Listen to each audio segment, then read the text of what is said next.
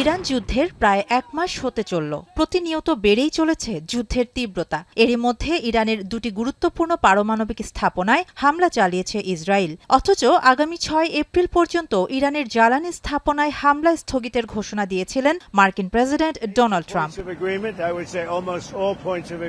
ইরানের পারমাণবিক শক্তি সংস্থা জানিয়েছে, খোন্দাব হেভি ওয়াটার স্থাপনার পাশাপাশি আর্দাকানে ইয়েলো কেক উৎপাদন কেন্দ্রে হামলা হলেও সেখান থেকে কোনো তেজস্ক্রিয় পদার্থ নির্গত হয়নি। তবে বুশেহর পারমাণবিক বিদ্যুৎ কেন্দ্রের কাছে অব্যাহত হামলা বড় ধরনের তেজস্ক্রিয় দুর্ঘটনা ঘটার ঝুঁকি তৈরি করেছে বলে সতর্ক করেছে আন্তর্জাতিক পরমাণু শক্তি সংস্থা।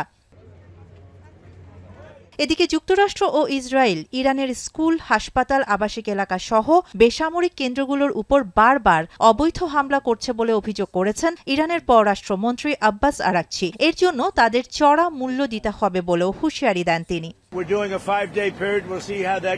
অন্যদিকে ইরান যুদ্ধে সাহায্য না পাওয়ায় ন্যাটোর উপর চটেছেন ট্রাম্প। বলেছেন, প্রয়োজনে যুক্তরাষ্ট্র ন্যাটোর পাশে নাও থাকতে পারে। আর মার্কিন পররাষ্ট্রমন্ত্রী মার্কো রুবিও জানিয়েছেন, যুক্তরাষ্ট্র কোনো স্থল সেনা ছাড়াই তার লক্ষ্য অর্জন করতে পারে এবং কয়েক সপ্তাহের মধ্যেই এই যুদ্ধ শেষ হবে।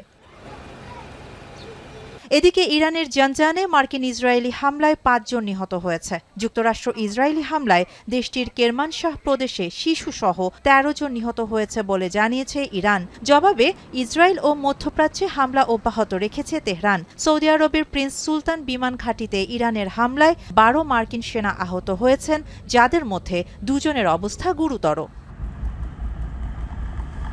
অন্যদিকে দক্ষিণ লেবাননে অভিযান অব্যাহত রাখার পরিকল্পনা আছে বলে জানিয়েছে ইসরায়েল। 2 মার্চ থেকে দেশজুড়ে ইসরায়েলি হামলায় 1142 জন নিহত এবং 3315 জন আহত হয়েছেন। শাহানা জাহান, এখন বিশ্ব। শিয়া বাটার ও ভিটামিন ই সমৃদ্ধ লিলি বিউটি সোপ, তারুণ্যময় উজ্জ্বল ত্বকের জন্য। রিমার্ক,